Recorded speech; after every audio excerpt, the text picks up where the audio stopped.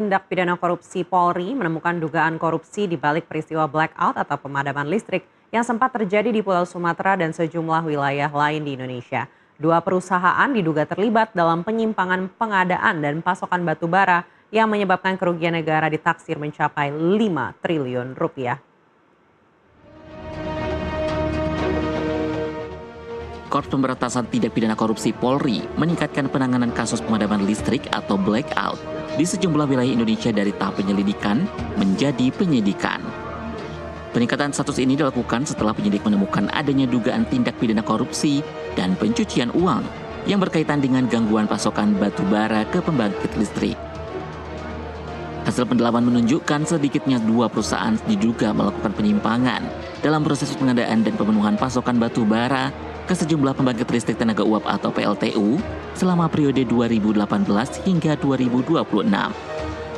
Penyidik menemukan sejumlah modus yang digunakan para terduga pelaku, di antaranya manipulasi dokumen terkait kualitas batu bara yang dipasok.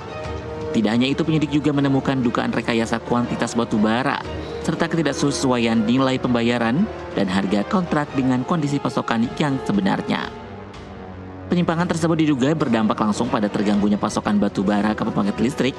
Akibatnya, terjadi gangguan operasional yang memicu pemadaman listrik di sejumlah daerah. Kasus ini diperkirakan menyebabkan kerugian keuangan negara hingga 5 triliun rupiah. Perbuatan atau modus-modus tersebut kami duga juga berkontribusi terhadap terganggunya pasokan batu bara yang berdampak terhadap terjadinya blackout atau pemadaman listrik di sejumlah wilayah di Indonesia, seperti di wilayah Sumatera, sebagian Kalimantan, Jawa Tengah, Jawa Timur, dan sebagian Jabodetabek.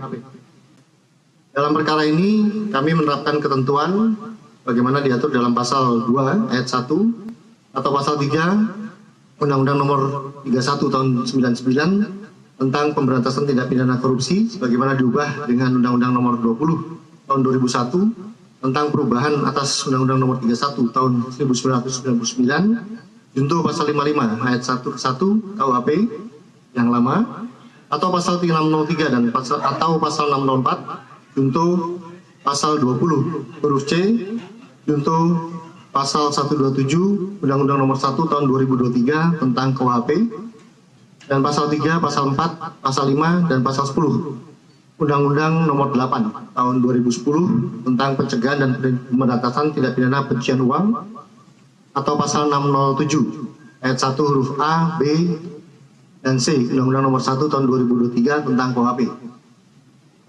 Penerapan pasal tersebut masih terus kami kembangkan sesuai dengan hasil penyidikan yang akan kami lanjutkan.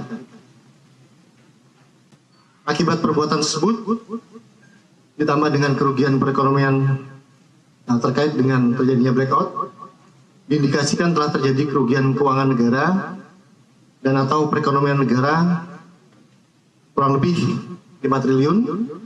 Namun terkait dengan nilai ini secara real dan pasti saat ini sedang kami koordinasikan dengan BPKRI untuk melakukan audit investigasi secara resmi. Untuk melengkapi berkas perkara, penyidik akan memeriksa saksi dan ahli, penelusuri dokumen serta data elektronik, hingga melacak aset yang diduga berasal dari hasil tindak pidana korupsi.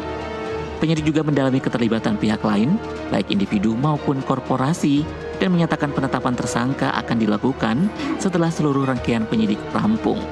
Dari Jakarta, Andrianus, jurnalis NTV melaporkan.